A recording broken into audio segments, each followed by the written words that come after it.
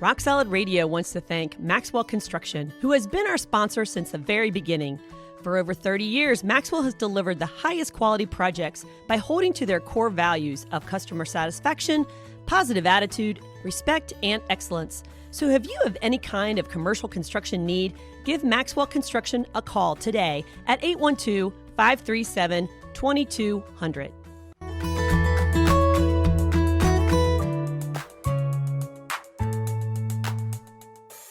Welcome to Rock Solid Radio. I'm Linda Hutchinson, and I am here with my better half, my amazing husband, Merle. What are you laughing at? We need a new intro. Well, okay. How are you doing today, babe? I'm good.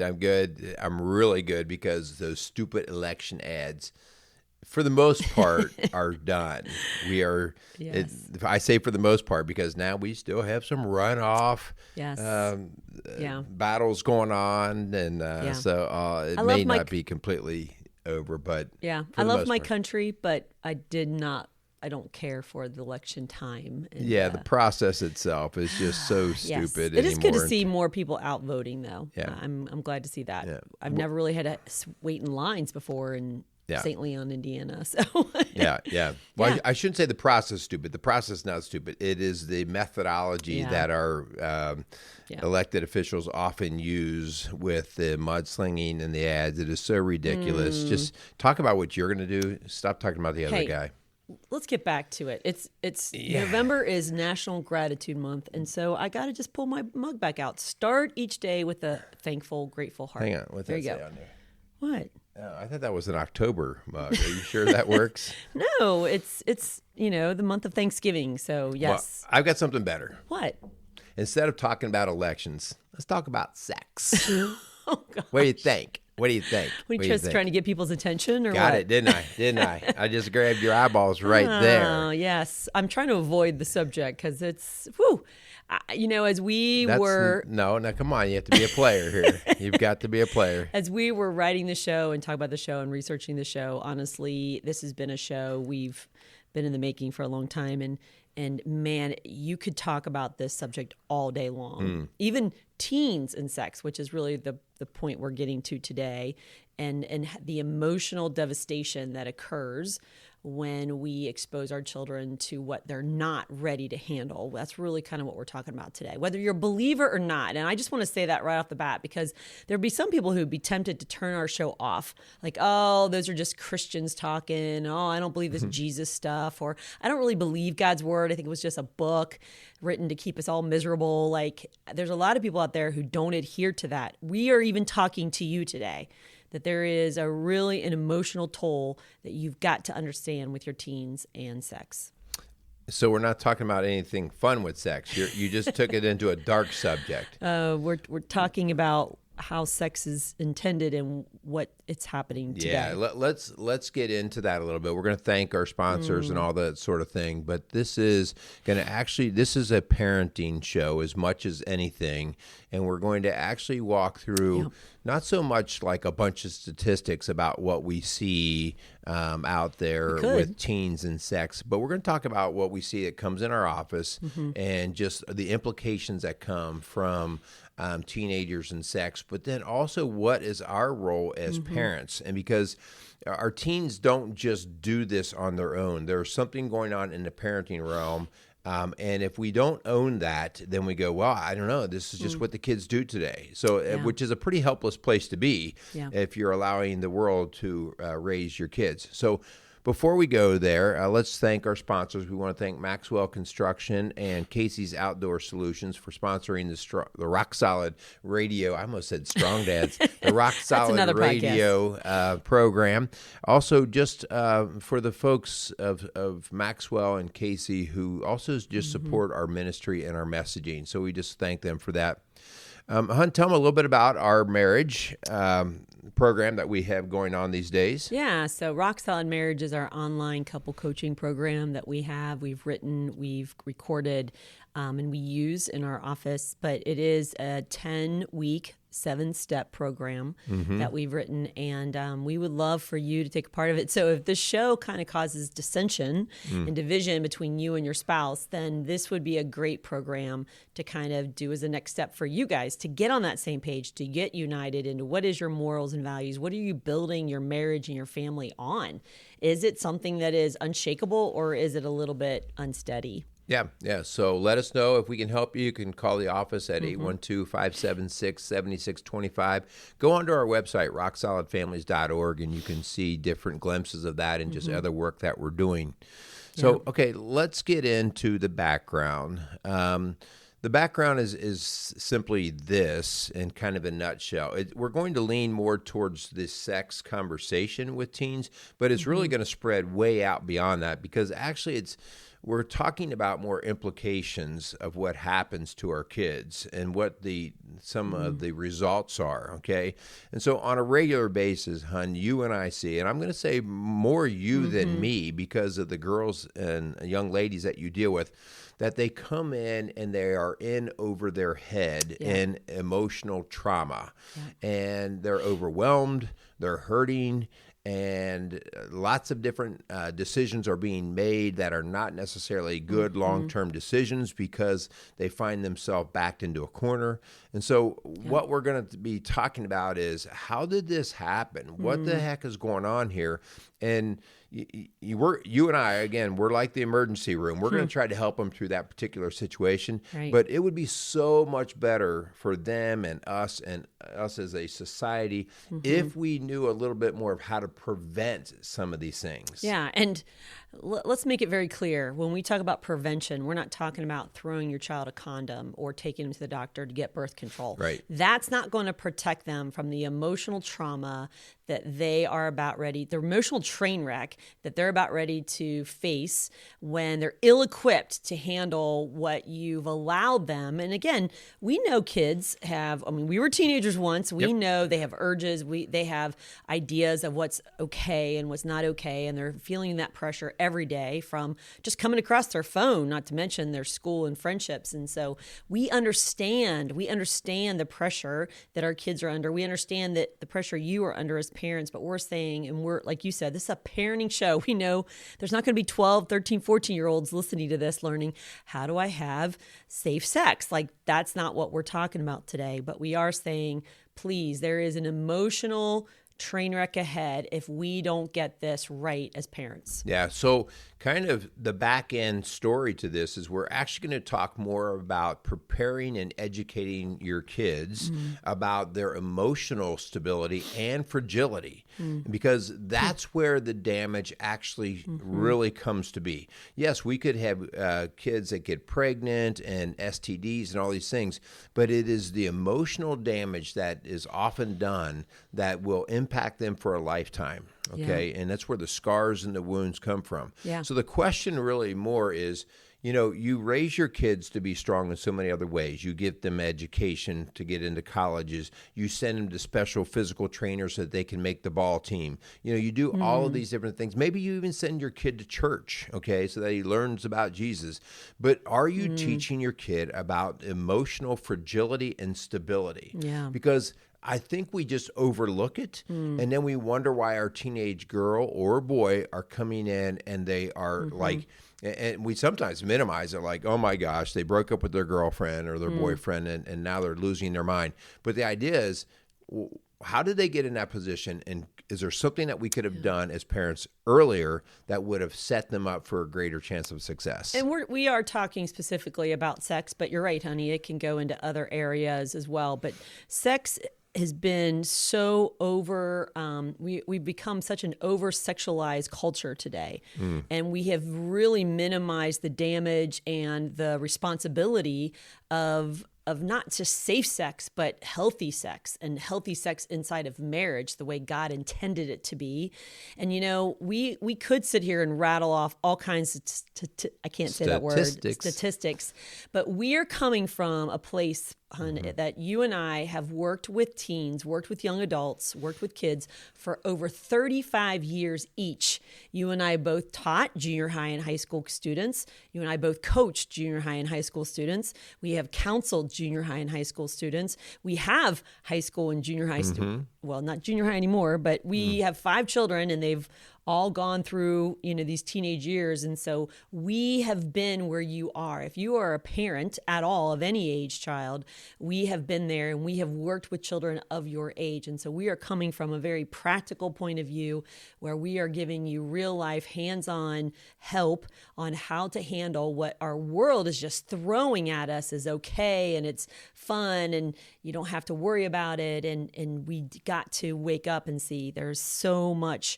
at risk and at stake here. Yeah, let's talk about the emotional side a little bit, especially with our teens. Our teens are not often educated and equipped to know what happens. They experience some of this. Like, we actually experienced this in second grade a little bit, but I saw it all the time at the elementary school in third, fourth, fifth grade, where all of a sudden friendships would blow up. And especially with the little girls, they would come in and they'd already be starting these little backbiting things. And it would come down to the idea of, well, we used to be friends, but now we're not friends, and now basically we're hurt. Okay. And parents don't put words to this, but basically, to be a friend, you actually give a little bit of yourself to another person. Okay. You're like, here, we become, and they'll use, you're my best BFF. You're my best friend. Okay. Yeah. That means I'm letting you in very tight to my inner circle. Okay. That means I'm giving you a little piece of me and my heart. The words that you say have a little bit more impact than the person I don't even know on the street. And so we don't use that sort of conversation and terminology with our kids, but that's essentially what getting a friend is about. Okay. And we don't always do a good job of saying, well, what if it goes south? What if it doesn't work well? All right. Yeah.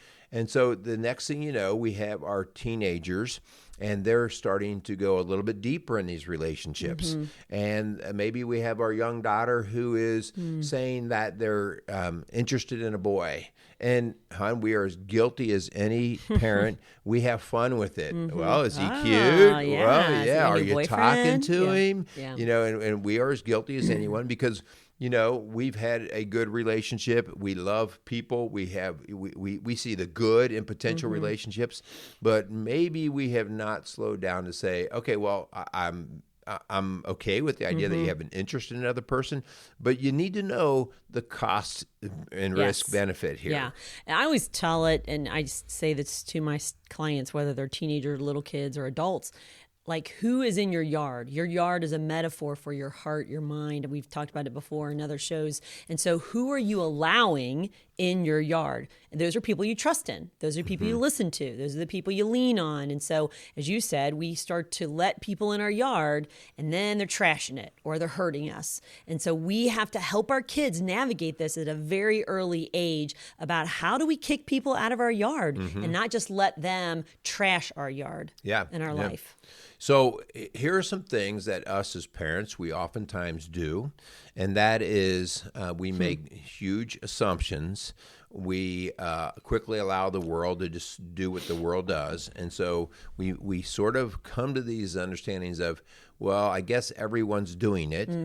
Our parents did it. Okay, I guess everyone's doing it. It's no different than with the cell phone, right? The reason why most kids have a cell phone is because all the other kids have cell phones. At least that's what parents feel this guilt. Yeah, and so everybody else is doing it. And so the idea here is, okay, where are you getting your information from as a parent, and who's ultimately educating your kids? And so I don't want to get into a blame game, because at the end of the day, this is our responsibility as parents. But look at how we have given permission to other entities to basically emotionally damage our kids. Look at Hollywood, all right? I'll say Hollywood, but I'll also roll right into that nowadays. YouTube, social media, all of them. Influencers. Influencers. Okay, so these people are now, like, you can't find a good movie, I'll call that a good movie, that's not either shooting people, using crazy drugs, or having sex out of marriage. You don't see people having sex that are married. That doesn't sell. That is like, so we're talking about big ticket items. So we're talking about basically just exploiting emotional drama because it sells tickets and you become desensitized to it. And so your kids kind of think it's like, well, if we shoot somebody, it's not as big of a deal. Oh, well, if you have sex with somebody, it's not as big of a deal because they have grown up with it. But we as parents,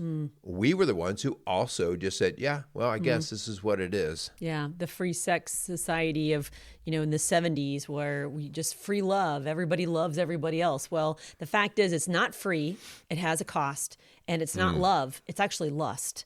And so we really have to help our students, children, and this starts, again, at a very early age of helping them with some delayed gratification, helping them wait for things they really want, helping them to understand what's wants and needs, and what do you have to have now and why.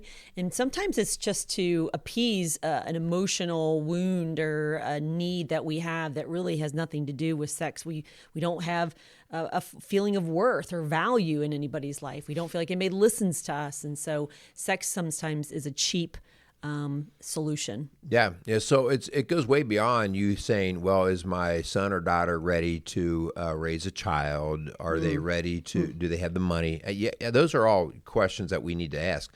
But are they emotionally ready to handle what is getting ready to rock them? Yeah. Okay. And again, we know that the quick, easy answer to that is no, but we don't respond in a parenting fashion that reinforces that.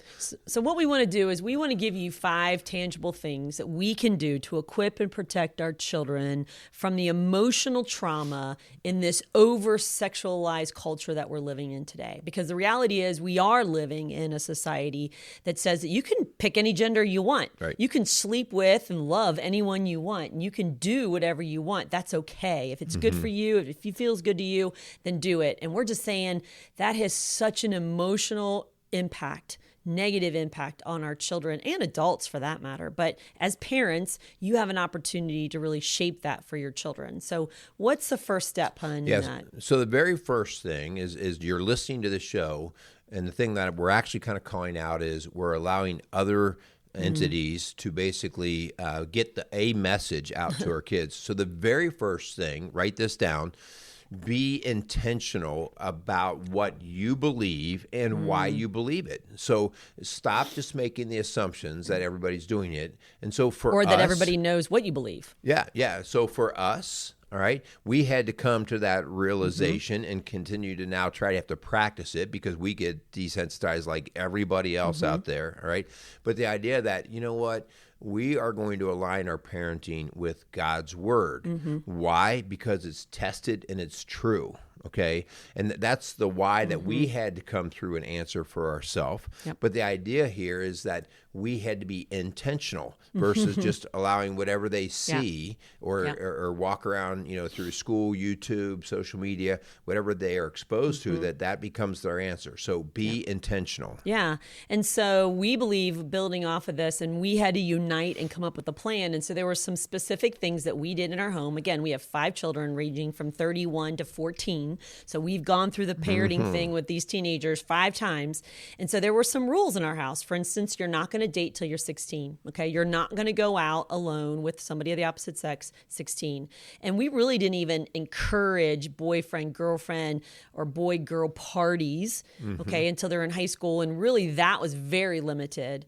And we also have this rule that we don't allow someone of the opposite sex to come in our house when we're not home. Yeah. So the boyfriend, girlfriend, even if you are in high school and we're out to dinner or we're, at work, you're not allowed to have that boyfriend or girlfriend in our home because we just know their temptation is great when the parents aren't around. Yeah. Can I just say with that you don't wait until they're 16 to say, oh, by the way, you're not dating now. Until, in case you were wondering. You start these kind of talks very early. The earlier you practice things, it's like you don't take a kid and put him in the World Series of baseball that's never played a game and say, now you're going to learn to hit a ball. That's just totally stupid, all right? But we do that in parenting all the time. We just our kids find ourselves in the middle of very difficult situations when we could have gone back when they were 3, 4, 5, 6, 7. So that's why this is not just just a show for teenagers and parenting. This is really like, okay, what are we talking about in our home? Yeah. So our kids all knew when they were starting to even talk about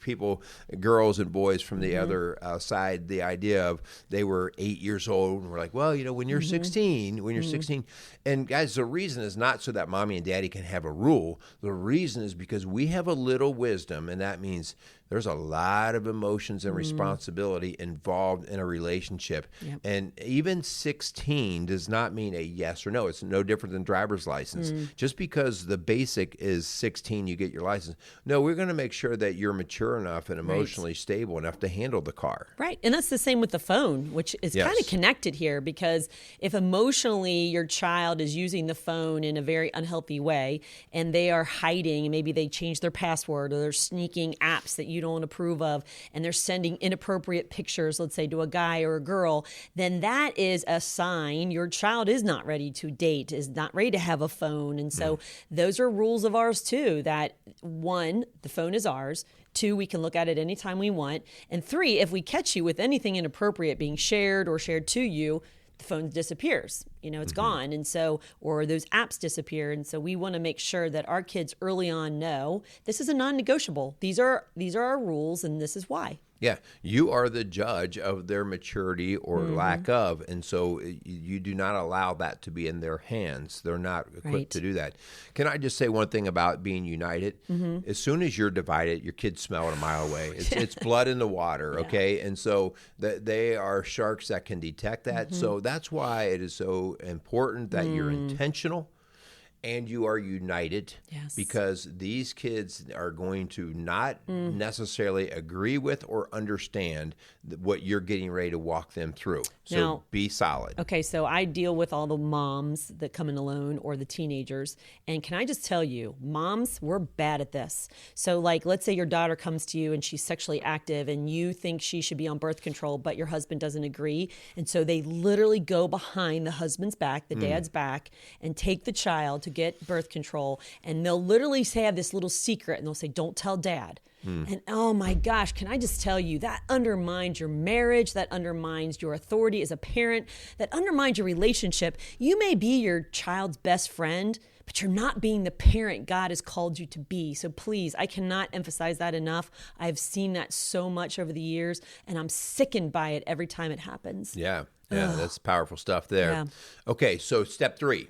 Step 3 is being intentional about teaching your kids about delayed gratification, all right, and natural consequences, okay? Yeah. Now, the idea here is the delayed gratification, like I need to teach them about the natural consequences of things. And I need to spend a second about natural consequences, because I think that's a term, especially in schools, that gets thrown around. Oh, well, you're going to get natural consequences. I need you to actually understand, and this is, again, why Lynn and I have worked hard to try to understand God's nature, because God's nature, God's Bible, all right, is not just a bunch of rules. Now, it turned into a bunch of rules, and that's why Jesus had to come in, right? The people got crazy, and they just started making over 600 different rules, okay?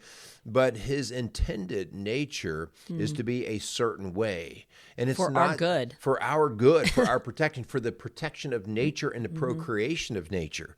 And so when we go outside of God's nature, in other words, we mock it, we run, and the reason why I would do that is because I know better than God, right? Like I said, and I put myself on the throne. Yeah. And that immediate gratification, okay?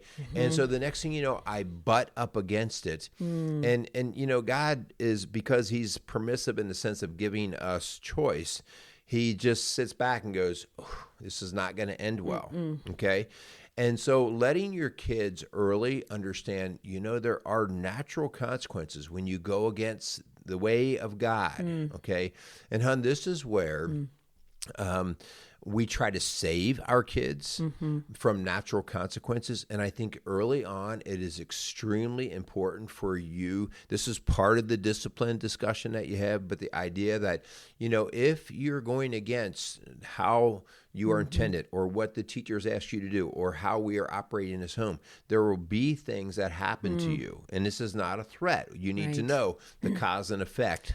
Yeah, so let me just name a couple of these that I see. And I would say it's especially hard for girls because we are emotional beings. And so we want emotional connection. And so when it's just about sex and the guy gets what he wants and the girls don't get what they want, then they come into natural consequences like anxiety and depression, where they literally feel like they've been used. Yep. Okay. They feel a low self-worth, self-esteem. Okay. They turn to cutting because it's something they can control because this guy dumped them or he has another girlfriend now. Purging, eating disorders is another one. Addictions where we literally will start drinking or start using drugs because it numbs the pain of that broken heart. We've got abuse where we will be physically molested and sexually assaulted, and we keep coming after back to it because we feel like they love me. And so we turn into come into abusive relationships. Or on the other hand, the guy becomes abusive to other girls because that's how he gets what he wants. And so there's so many natural consequences from premarital sex and sex early on in our teens that, please, we are just here to say, whether you believe in Jesus or not, whether you believe in God's word or not, these are some of the devastating consequences of early sexual activity. Yeah. Step 4. All right. So step 4, we're going to use the word temptation because I think everybody gets that idea. But the idea of teaching your kids about temptation. And so another way to really describe that, if you're not a Christian, okay, the idea that your flesh is constantly screaming what it wants. Okay, your flesh is. And so whether I want to eat more junk food, whether I want to stay up late and watch some stupid movie, whether I want to not study for a test, I'm in the moment trying to just satisfy my flesh. And we in the Christian world would refer to that as temptation. Okay, this is the work of Satan, we say. Okay, and so the idea that whether you associate it to Satan or just this is how humans are, the idea of teaching your kids that this is a very, very real thing. And it is something that we have to develop a discipline, a self-discipline for, right? And by doing that, we can help our kids not be shocked when all of a sudden they're, especially I see teenage boys and they start to fantasize about girls and then they start to have those orgasms and things and they just are like blown away like, wow, okay, this is pretty cool. We've got to give them the tools to begin to manage it because the emotional repercussions, are they ready for those? Yes. Yeah. You know, Proverbs 4:23 says, above all else, guard your heart, for everything you do flows from it. And man, I love that whole Proverbs 4, but it actually is talking about getting wisdom at any cost. And it's all about mothers and fathers teaching their children wisdom. Read it, Proverbs 4. It's amazing. Yep. And that one verse I hang on to because, you know, going back to the yard, hon, when we look at our heart as a yard, we have to put a fence around our yard, not high walls. I'm not saying you push everybody away and you keep them out. I'm talking about fences where you have a boundary line of what's healthy and what's not, and you only let healthy people in your yard. And that's where we've got to help teach our kids at an early age that there's unhealthy people out there. Right. Who are going to tempt us to go drinking with them, to go have sex with them, to sneak out of the house with them. And what are we going to do? How are we going to teach our children to fight back on those temptations? And here's the scary part, hon. Yes, there are other people on the outside. Your own flesh will tempt you. It is within you, okay? And that is the Satan within us, so to speak. And so to not dismiss this, the old idea that somebody made me do this is just not very acceptable. We have to recognize, oh wow, these are things of my flesh that are screaming out. So now how do I manage them? And so I think it's extremely important that we teach our kids that this is a battle that all of us are in, okay? And so when they start to date and they start to see that being in a relationship with somebody else is fun and comfortable and enjoyable, that we start to teach them, okay, like, listen, I get it completely, all right? And I'm not saying no. What I'm saying is let's be aware. Yeah. So step 4 was teach them about temptation and the fact that it, you know, prepare them that it's going to come. And then the fifth one is to teach them those healthy boundaries, to help them understand that even if dad or I aren't here and would never know that you went home with your boyfriend, that you would not want to do that because you know it would help just that temptation and crossing that line. And so whether or not I do look at your phone, that you're not going to send those pictures or those images because you know that that's a boundary that you've created for healthy relationships. And so we've got to teach our children that. We've got to model that. That's why you and I don't go have dinner with somebody of the opposite sex or dine alone or drive with people of the opposite sex or entertain those emotional relationships, because we want to teach our kids this isn't healthy. It's a slippery slope. Yeah. And so, some of those boundaries, especially with our teenagers, the idea of teaching them, because the world's not going to teach us, they're going to actually counter it. The idea that I know you had a lot of conversation with our teenage daughter about a purity ring. This is not a guilty ring. This is not this idea that if you were to have sex, you're going to burn in hell. No, we don't use it that way. What we use is, this is a protection of your heart ring. This is a commitment to protect your heart, all right? Yeah. So that they can grow and understand what's involved. Yeah. And we don't just beat them with the negative. If you do this, it's going to be bad. It's going to be bad. What we do is we want you to be prepared. We want you to know what you're giving of that person. So these are some of these boundaries that can be done in such a healthy way that, your kids will buy into this if they don't look at it like you're trying to keep them from something. Yeah, that's funny that you mentioned purity ring. I didn't even think about it because there's a lot of criticism now with the purity rings about guilting our family, our children, and then what happens when our daughter asked for one. She wanted a physical reminder of the spiritual decision that she made to keep herself pure. Okay. And so again, if she struggles and falls into temptation, we'll have that conversation, but I'm not going to guilt her into feeling shame like she can't come around. Or I'm just saying that her early decision was that this is the benchmark and she's going to fight to hold on to that. And so I'm so proud of her for that. And so we've had a lot of conversations about purity and how to keep that yourself far from those temptations that are out there. Yeah. That whole thing went south because people basically took it into the guilt and shame thing, when instead it is much more about the emotional readiness. No different than my wedding ring. Yeah. My wedding ring is a physical sign of the commitment I made to you. And so the purity ring is a physical sign of the commitment she made to God. And, so here's some other things, hon, that I think are emotionally devastating for our children when sex is brought into the picture way too early. And that is obviously unwanted pregnancies. You and I both work and volunteer at pregnancy centers in our local area. And there's a lot of children, children having children. And so now there's a generational impact by children not ready to be a parent. And so as parents, we've got to really help our children understand that there are natural consequences from decisions of premarital sex. Yeah. And can I just say something on that? Like maybe you were a parent who had premarital sex. Maybe you didn't do it all just the right way, so to speak. Okay, if you are having this awareness now of the implications, all right, listen, don't be beating yourself up. Well, I did it, so I guess I can't say no to them. No, you're still in the position of a parent to protect your kids, okay? And maybe your parents didn't quite understand that all, which is totally fine. Nobody knows everything all the time, right? But now if you have that awakening, that awareness, it's like, no, you owe it to your kids to say, hey, here's what happened.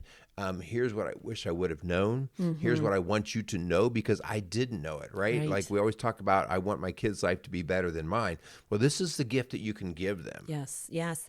So let's say unwanted pregnancy, you decide the answer is abortion. So we're just going to take care of it, as some parents say, or the boyfriend says, or the girlfriend says. And so we're just saying it's not as simple as just taking care of it, that the emotional toll, and we've had this, the guilt and the shame walking in our doors, just really the trauma of feeling like they destroyed something that they had created, and that it's so against God's nature that it's no joke. We see it walk in our office all the time. So please, as a parent, don't think that's the answer, that you're just going to push off on your child if there is a pregnancy as a result of sexual activity. You know, hon, I think the abortion one is something that it is not uncommon for a teenage girl or whatever to have an abortion, and in the moment she can think that it was the right thing to do. Relief. Yeah. But we see, and this is a very interesting study, okay,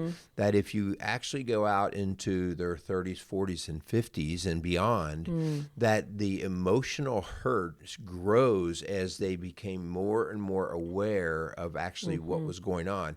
And so we have women that come into us who are in their 30s, 40s, and 50s and beyond, and they're still wrestling with the choice that they made.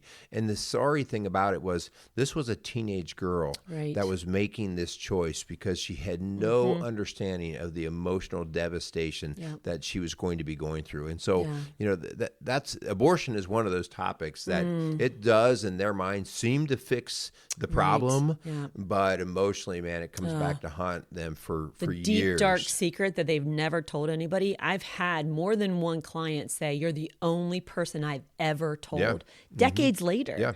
And it's literally like they're confined in this cage they can't get out of. So abortion is another one. Pornography, honey, is one that I think the teenagers watching porn thinks, and parents think, oh, it's not hurting anyone. And can I just tell you, I've had clients who have physically, emotionally, relationally felt almost like disconnected and numb in relationships because porn had literally deadened their nerves and their ability to connect. And that was with males and females. And I've been working with females where that's the case. And they're like, what's wrong with me? It's because they have literally turned sex into an object to get, instead of a relationship to have together. Yeah. It's not just like giving your body away, it's trashing your body. It's trashing your body for that immediate pleasure. And so there's a we do see the physical cost, but then we see the emotional emptiness. Yes. And then how that trickles into the actual relationship. If there's a marriage or we're dating and we start to get distant because that person that we're in relationship with just can't compare. And so it really starts to trickle into a lot of different areas. I don't have the statistic in front of me, but there's a very direct correlation between abusive men and their pornography use. Yeah. Because it's almost like they've got this fix they got to get, and it's whatever at whatever cost. And even if a woman says no, then that's not enough. And so it's a very ugly situation. Yeah. Yeah. How about this? How about the damage that can be done from premarital sex, the emotional damage? And so I think let's go back to the very first part of the discussion when I talked about that 8, 9, 10-year-old girl who's in, elementary school, and she gets upset because she finally had her BFF, break her heart, and now they've somehow become little enemies, and they've got their first experience of the brokenness. Okay, when you get to the point where you are that teenager and even adult, and you've given yourself.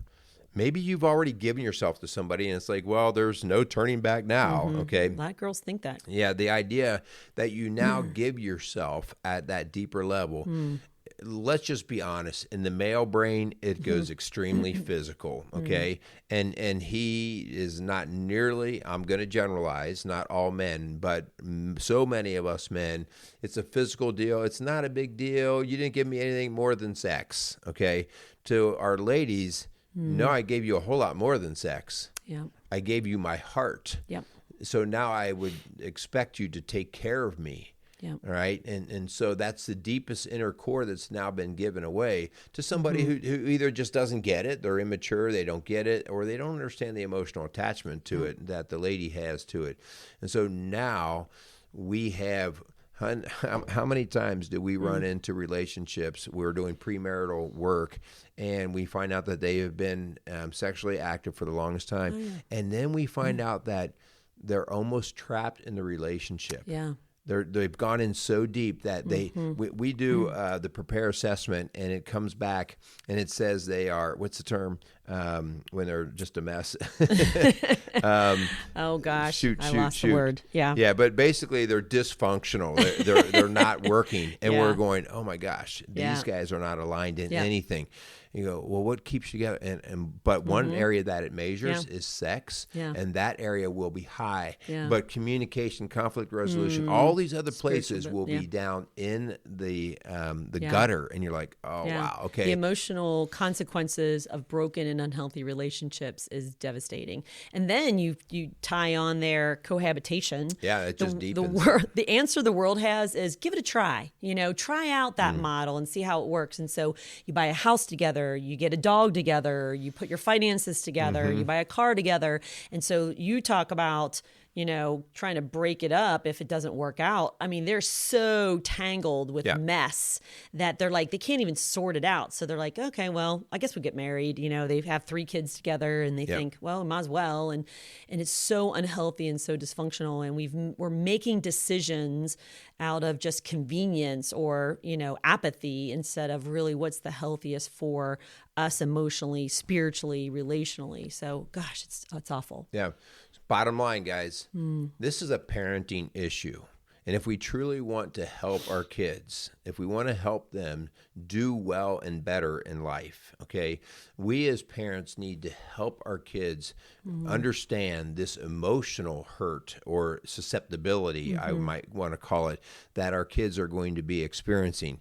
And the idea here is, I can't expect them to get it. Yeah. All right. Like when they're 15, 16, 17, even 20 years old, I can't expect them to understand what you and I at our age now know as fact because we walk through it every day. Yeah. So as a parent, I have to teach in a loving way, but I also have to say, no, I'm telling you, this is God's nature for a reason, not because God was rule happy and just wanted to hang another rule up on the wall. So while we're talking about God's nature super quick, and we've talked about this in other shows, but the whole gender confusion is another facet of this that goes against God's nature. Yep. But when we are emotionally just hungry for BFFs and love and acceptance, a lot, especially our girls, right now there's an epidemic. There is a social contagion going on for our girls who don't feel like they fit in. They don't, they're looking on their phone and they're like, this doesn't look like me, or I don't have the friends that are on there. And so I'll go out and I'll find somebody, and it sometimes is other kids who are searching and wondering and questioning.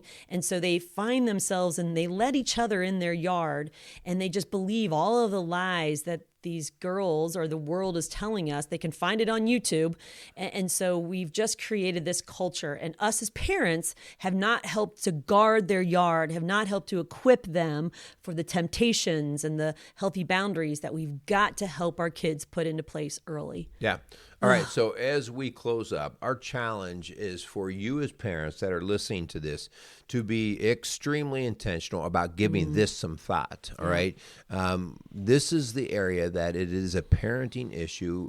And so that means you as a parent need to think, how are we addressing these things in our home? How are we preparing our kids? Okay, I've shared the silly example before, but the old kiddo that I had at the elementary school that came in because his sisters bought a shirt for him that said "Tough guys wear pink," and then he came to school and his buddies made fun of him and he was devastated, and his mom had to come and pick him up because he couldn't even function through school. And I got mad at the mom because I'm like, so you let your kid wear this, and he wasn't prepared to know what he was going to run into. And again, this obviously that's a silly little example, but it really is what we're talking about. Like before I let my son or daughter just freely go out, it doesn't mean they're not going to go do it. What I'm saying is I need to prepare them and say, this is what you could be walking into. I'm not trying to scare you. I'm trying to say, are you ready? Yeah. Before they have a phone, before they go on a date, before they go to a dance, before they spend the night at a friend's, like all of those different milestones. Is your child ready emotionally, physically, spiritually, relationally, ready to handle what could happen? Because right now our kids are not prepared, and they've been left unprotected, and the enemy is having a field day with our children's hearts. Yeah. Ooh, powerful stuff. All right. So this wasn't the type of sex conversation I thought you were originally talking about. This was a lot more serious. We could be here all day. Yeah. So hopefully you find this to be powerful but useful information. We're talking to you from the experience of what we work with every day. And so we're not trying to scare anybody. We're just saying, hey, we have some real hands-on things that we can do to help our kids. So you do it in so many other areas. How about in this emotional stability area? Yeah. So we want to thank Maxwell Construction and Casey's Outdoor Solutions for sponsoring the Rock Solid Radio Show. Again, if you have any questions or challenges in this area or any other area, please feel free to reach out to us. Again, our office number is 812-576-7625. This is what we do, and we do it because we value families and marriages, and we know that is the thing that's going to build the future, our next generation. So we take it pretty seriously. Can I just tell you, as a parent, a next step would be to make sure you share this show with your spouse. And if you're divorced, please share it with the parent of your child so that you guys can together come up with a plan. And if you have friends with teenagers, please share the show with them. The more you can get on your team and working together to create these healthy families, the better. All right. So thanks for listening to Rock Solid Radio, building a stronger community, one family at a time. Make it a great day.